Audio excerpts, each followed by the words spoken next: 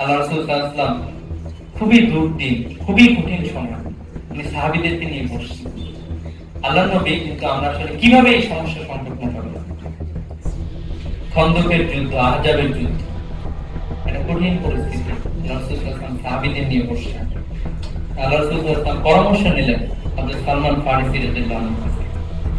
এবং আমরা দেখতে পাই যে আল্লাহ রাসূল সাল্লাল্লাহু আলাইহি ওয়াসাল্লাম যখন এরকম একটা কঠিন পরিস্থিতি, অনেক দিন ধরে সাহাবীরা পাথর মাটি খুঁড়তেছেন মদিনাকে রক্ষা করার জন্য, এমন একটা সময় আল্লাহ রাসূল সাল্লাল্লাহু আলাইহি ওয়াসাল্লামের পেটে অনেক ক্ষুধা, বিভিন্ন জায়গায় বর্ণনা এসেছে উনি পেটে পাথর বেঁধেছেন ক্ষুধার জ্বালায়।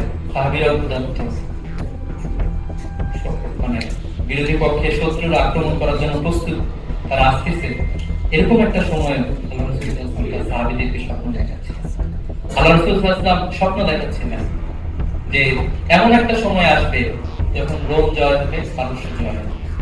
এমন একটা সময় আসবে, এমন একটা সমাজ আসবে, সানা থেকে হাজরে মাউত পর্যন্ত একজন নারী রাতের অন্ধকারে হেঁটে যাবে, আল্লাহ ছাড়া তাকে পৃথিবীর আর কোনো কিছুকে ভয় করতে হবে।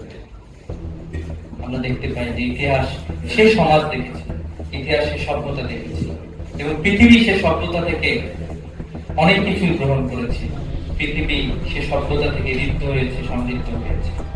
আমরা দেখতে পাই যে ইসলামের এই শক্তি, ইসলামের এই পথ চলা মক্কা ছাড়িয়ে ইউরোপে গিয়েছে, আফ্রিকায় গিয়েছে, পুরো পৃথিবীতে ছড়ায় গিয়েছে। এবং আল্লাহ রাসূল সাল্লাল্লাহু আলাইহি ওয়াসাল্লাম যেই সুন্দরতম পদ্ধতি, যে সুন্দরতম বিধান রেখে গিয়েছেন, এটা আসলে আমাদের জন্য অনুকরণীয় এবং আদর্শ। তো আমাদের আজকের এই কর্মসূচির মাধ্যমে, আজকের এই আলোচনা সভার মাধ্যমে আমরা মূলত আল্লাহ রাসূল সাল্লাল্লাহু আলাইহি ওয়াসাল্লামের জীবনটাকে নতুনভাবে জানার সুযোগটা আসলে পাই।